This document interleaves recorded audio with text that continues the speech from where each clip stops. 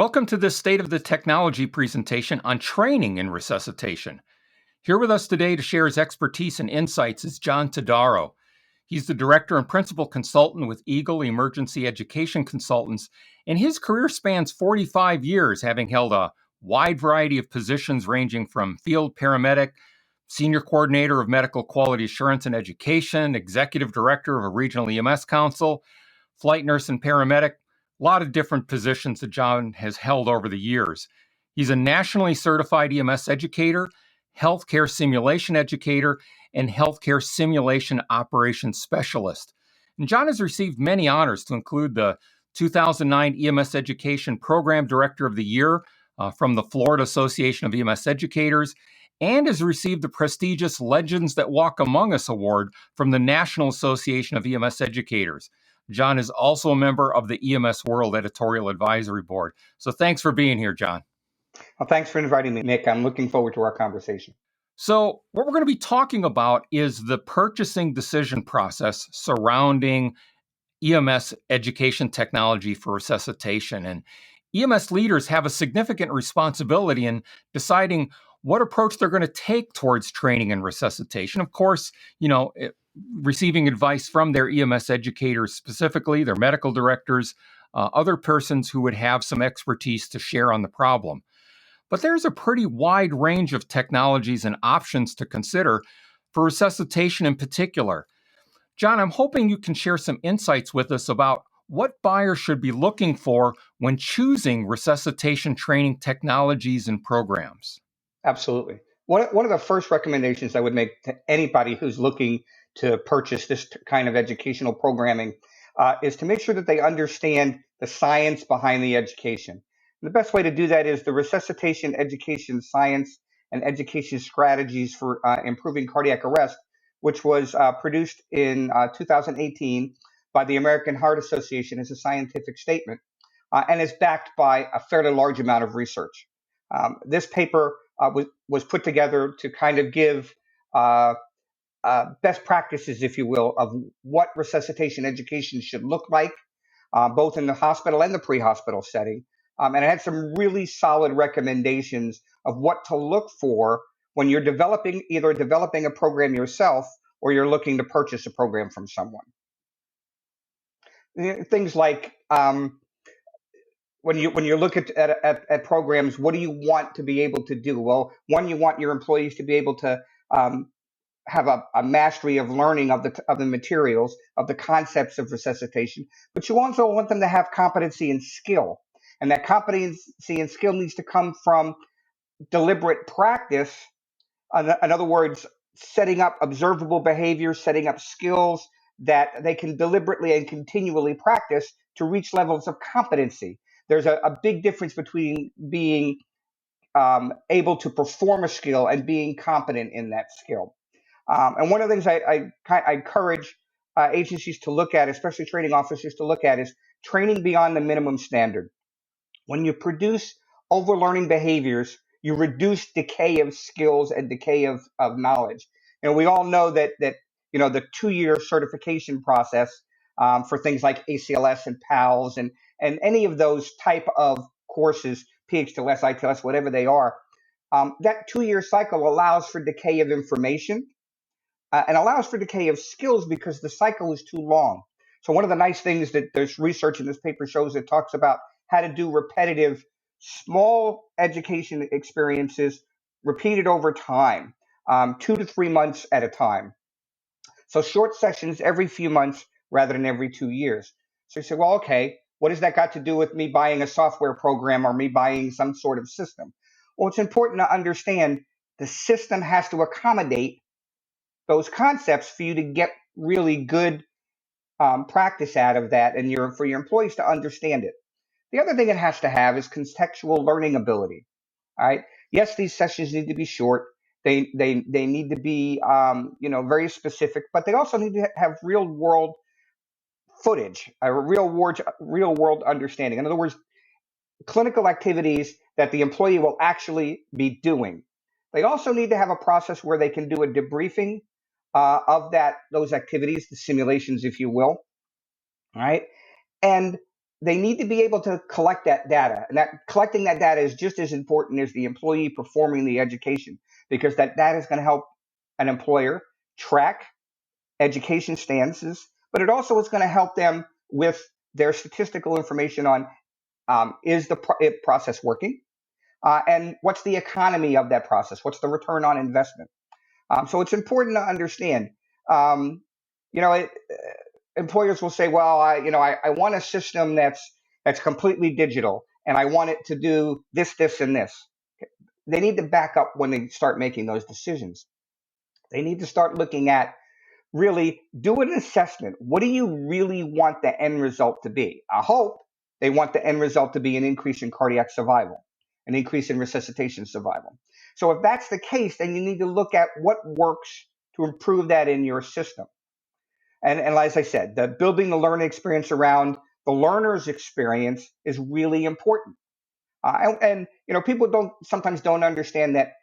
Say, well, I don't want to stress my employees out. Well, there's a difference between stressing an employee out and the right amount of stress and the right amount of cognitive load in the education, and the skills performance to enhance your learning ability, especially when you're using experiential learning like simulation and digital formats and virtual reality, those types of things. It's really important that you understand that there's going to be a stress load and there's going to be a cognitive load. But when you combine those and use them properly, you improve retention rather than reduce tension. The other thing that's super important, no matter what system you end up purchasing or what process you go to, it's important that it has to have some sort of feedback and debriefing process.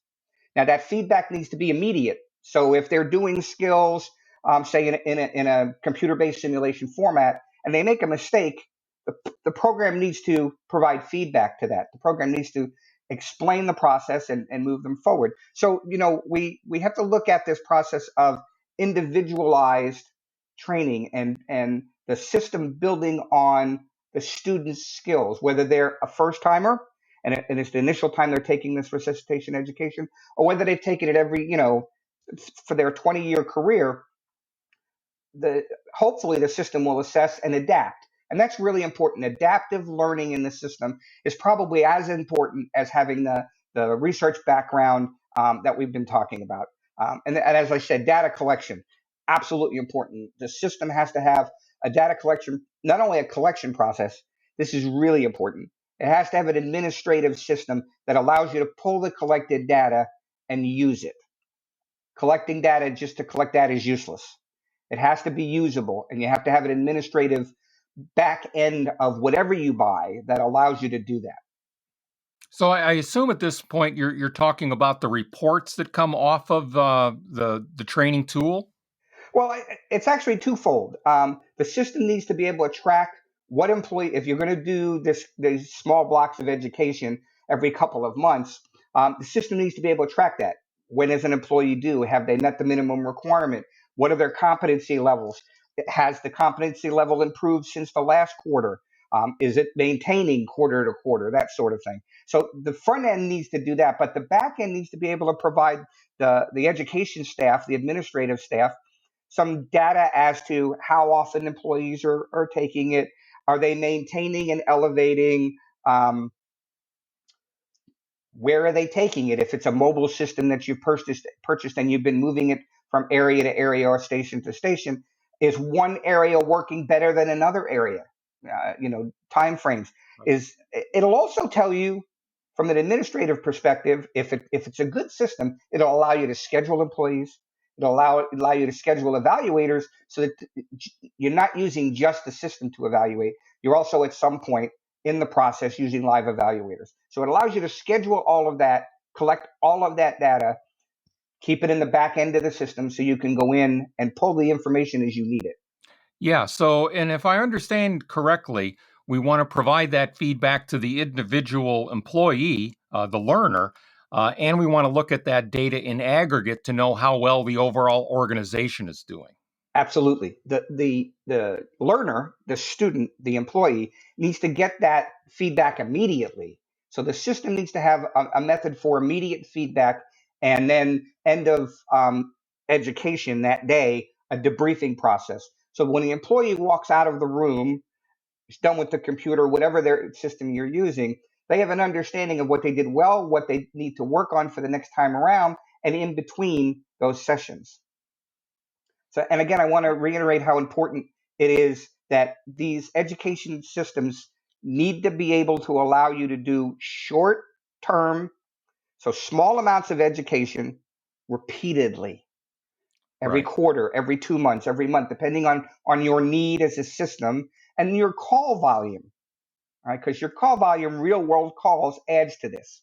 Yeah. Yeah. So obviously, a slower system or a slower station is going to need a lot more reinforcement than a busier crew, perhaps. Absolutely, absolutely. And the level of the ability to maintain skills competency while you're maintaining knowledge competency, we need to keep those level and we need to keep them moving up as opposed to allowing them to degrade over time.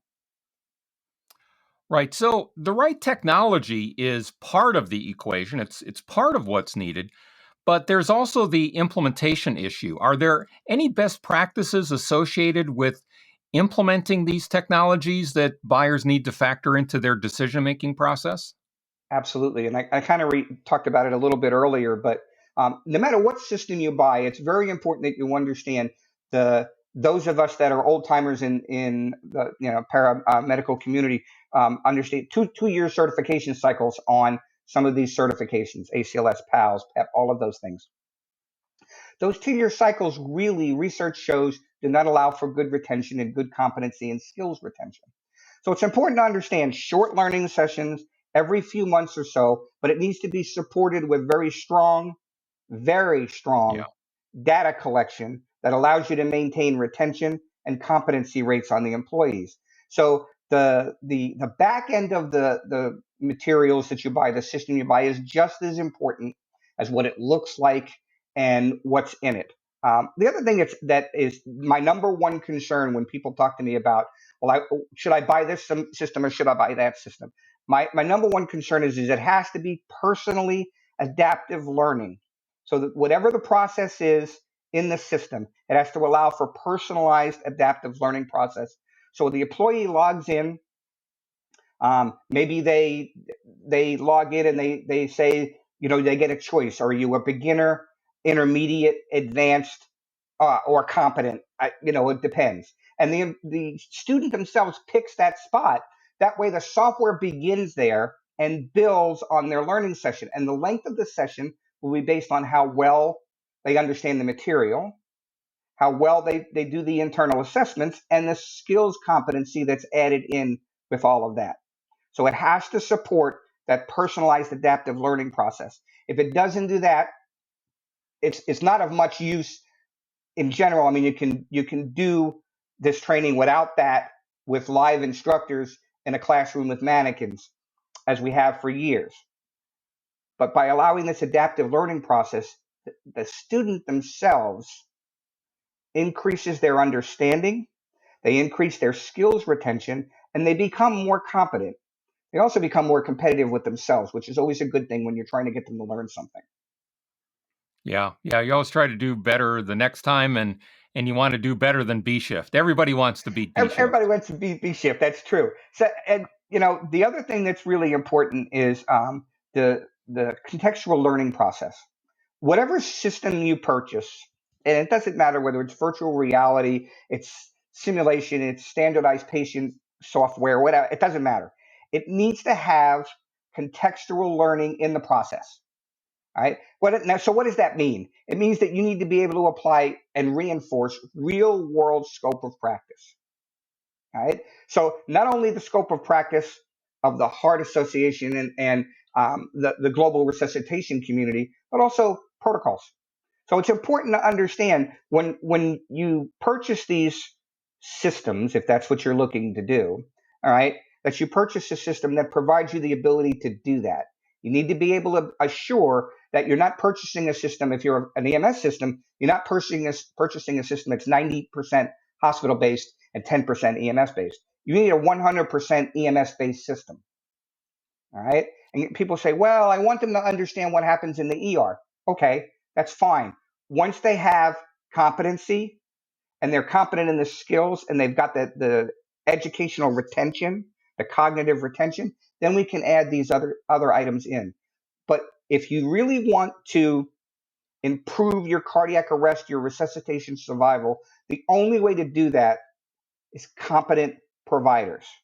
All right. And that's all the way from your dispatch center and the CPR instructions they're giving down to the EMT on the unit and the handover, the medic, the handover to the ER. It all needs to be safe, it needs to be consistent, and it needs to be in context when you're training. No, that all makes a lot of sense, John. But living in the real world as we do, we know that things don't always go according to plan, and there can be some pitfalls along the way.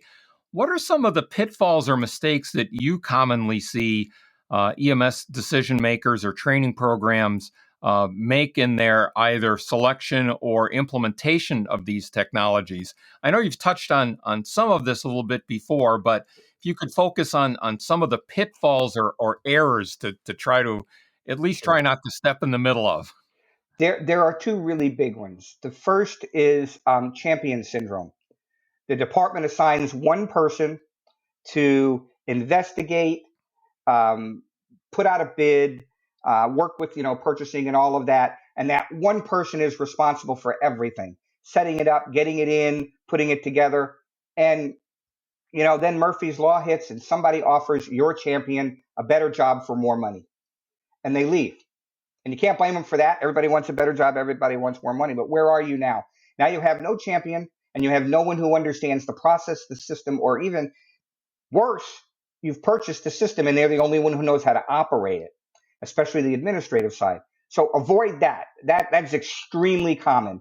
There needs to be multiple people who understand the system. One of the things I tell departments is your training chief, your training director needs to understand the system, needs to probably be over it. But every field training officer and every training officer needs to understand how to operate the system, what it's for, and what it does and why it does it. It's just as important to understand why it does it as to understand what it does. The second thing that's really terrifying is technology awe. The sales guy shows up, he or she has all of this cool equipment. They lay out all this, they give you virtual reality goggles and haptic gloves to put on, and everything is all cool. And you think, wow, this is cool. This is what I want. Oh, wait a minute. Go back to your needs assessment. Is that what you need? What I find agencies having really big, there's two problems: the champion syndrome and the technology. Sometimes they buy too much of which they don't need because they're just in awe of the technology. I can't tell you how many agencies I know have called and said, okay, I bought this stuff. Now what do I do with it? And that's just sad because they're wasting money. In fact, uh, the concept of overbuying technology. We've all done this. You go to IT and say, "Hey, I want a 25-inch screen." Then you want a 50-inch screen, and really the 25-inch screen is better than the 50-inch screen. And what happens is agencies will overbuy, and as we all know, technology changes. You get an iPhone 5, and the 10 comes out a week later. Laptops change, pads change.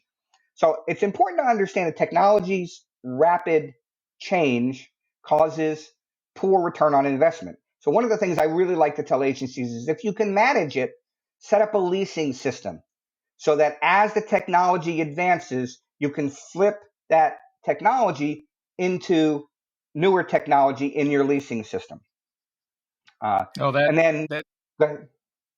I was going to say that makes a lot of sense, but that's a great segue, I think, to the last thing I wanted to cover in the couple minutes we have left about how research and innovation in resuscitation education might also be a factor. Because, sometimes that new thing is just around the corner. It may be a ways off yet. And so it's something you want to factor into your decision making process. So, Absolutely. kind of And leveraging off that notion of leasing, what's kind of out on the edge of the horizon, or maybe out a little bit, that you think people should just be aware of and maybe keep an eye on as they consider their investments for education? right now, we're seeing gaming platforms and digital simulation platforms. We're starting to see virtual reality, the goggles and those types of things, the haptic gloves.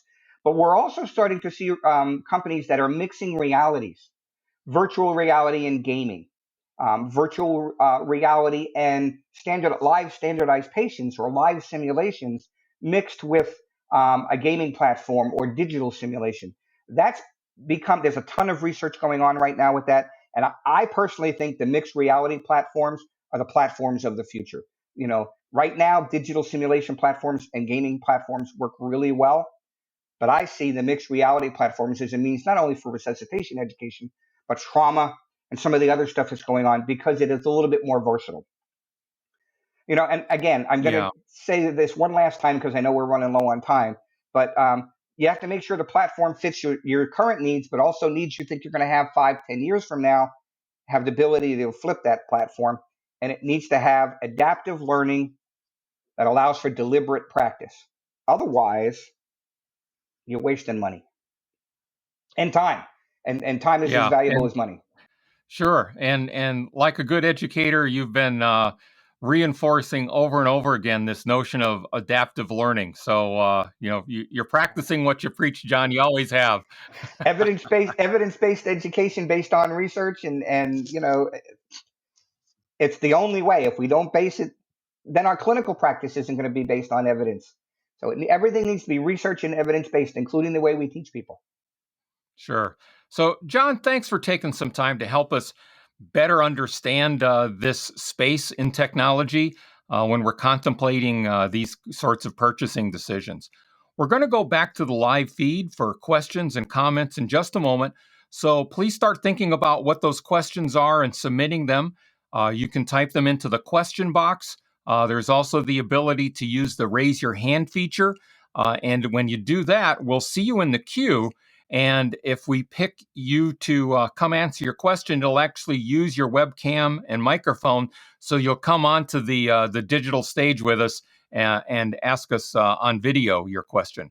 So either option works, but we're going to go back to the live session now. So please start typing in those questions.